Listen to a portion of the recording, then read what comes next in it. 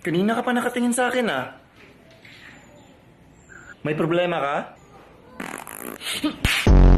Guys, sabi ni ma'am mag-prepare daw para sa earthquake drill. Sabihan mo ang earthquake, i-drill si ma'am. Tuturuan tayo kung anong gagawin sa room at kung paano lumabas. Labas ng room? Paano ba dapat lumabas? Sana all! Nagtanong muna bago may lumabas. Guys, dahan-dahan lang sa paglabas mamaya. Tatakbo ako niyan. Unahan tayo. Talon ka na lang una ulo. Guys, may ibibigay na instruction mamaya. Yun ang sundin natin. May instruction nga na dapat isa lang yung asawa pero si ma'am may kabit.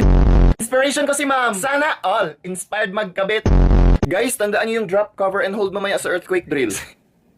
Guys, akong bala sa inyo. Kaya ko kayong iligtas sa lindol. Kaya mo rin mapigilan ng paghinga? Kanina pa kasi nangangamoy yung burnal. Anong tawag sa gatas kapag lumilindol? Milkshake. Anak, huwag ka ngang malikot.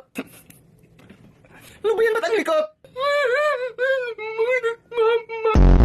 Guys, sabi ni ma'am, mag-meeting daw tayo para sa Christmas party. Sabihan mo ang meeting, i-party si ma'am. Ba't biglang nabuhay itong series na to? Excited na akong makatanggap ng regalo na hindi ko ma-appreciate. Dapat nga magpasalamat ka dahil may mga taong hindi nakakatanggap ng regalo. Eh di bigay mo sa kanila. Sana all nabigyan ngayong Pasko. Anong pagkain ang gusto nyong ihanda, guys? Huh? Kapag yan, hotdog, hotcake, haloblock, helicopter. Hamburger. Animal kang hayop ka.